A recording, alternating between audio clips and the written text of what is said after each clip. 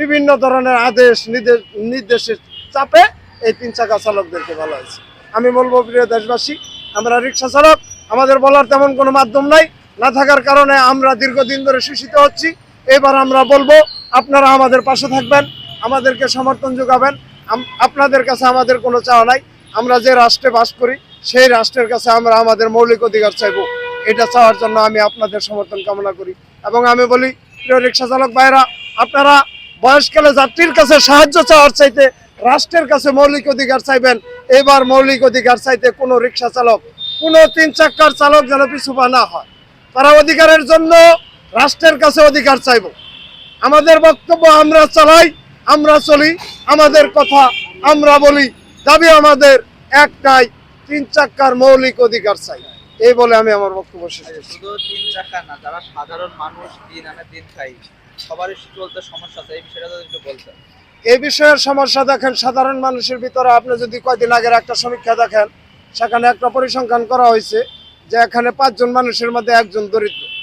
অর্থাৎ 100 মানুষের মধ্যে 19.2% মানুষ দরিদ্র সীমার নিচে।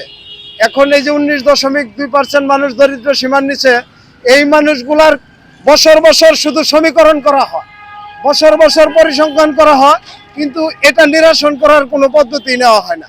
সাধারণ মানুষের মধ্যে সবচেয়ে অতি সাধারণ হলো রিক্সা চালক, যারা কিছু বলতেই পারে না। আজকে রিক্সা চালকদের কোন জিনিসটার উপরে একটা নিয়ন্ত্রণ আছে রাষ্ট্রের, বলেন তো দেখি? একটা নিয়ন্ত্রণ দেখান যে এটার উপরে রিক্সা চালকদেরকে নিয়ন্ত্রণ করে রাষ্ট্র।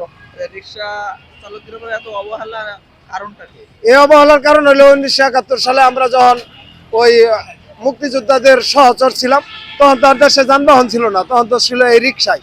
এরা দিনের বেলা যোগাযোগ করতো, আর রাতের বেলা অন্ধকারে অর্ধারে এই জায়গায় টাইনা নিয়ে এক ক্যাম্প থেকে আরেক ক্যাম্পে দেওয়া হইতো।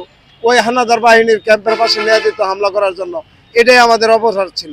এই জন্য 25শে মার্চ কালো রাত্রে নির্বিচারে সেই পাকিস্তান হানাদার বাহিনী ওই রিক্সা চালকদেরকে নির্বিচারে গুলি করে, পাখির মতো গুলি করে, রিক্সার ভিতরে চালকের সাথে যাত্রীর লাশ ফেলে রেখেছে। যার কাইবে আছে, আপনারা ওই 25শে মার্চ চাইলে বড় করে দেওয়া হবেন, সবাই দেওয়া হবেন, দেখবেন যে ওই একটা রিক্সার ভিতরে একটা চালক একটা যাত্রী মেরে পড়ে রয়েছে। কিন্তু এই চালকরা যে কে ছিল আজ পর্যন্ত ওই মুক্তিযোদ্ধারা বলে না।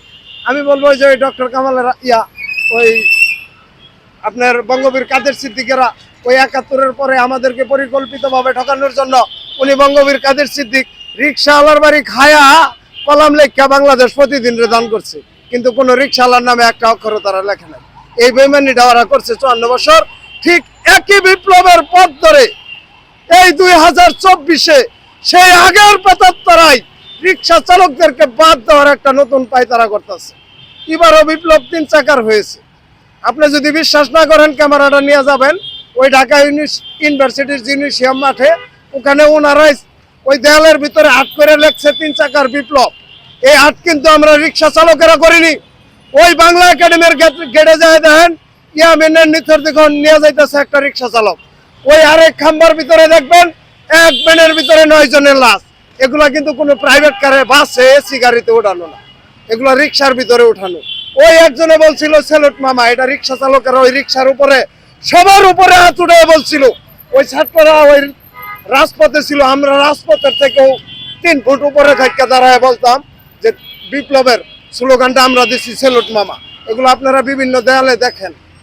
আমরা সংস্কার চেয়েছিলাম এই রিক্সায় বসে, আমরা বলছিলাম 53 বছর আমরা অবহেলিত, আমাদের সংস্কার করতে হবে 2024-2025 সালে। এখন আমাদেরকে সেই বঞ্চিত করার পায়তারা করা হইতেছে। না হলে আজকে দেখছেন 6 মাসের বেশি হয়ে গেছে, রিক্সা চালকদের নামে একটা ধন্যবাদ দিছে।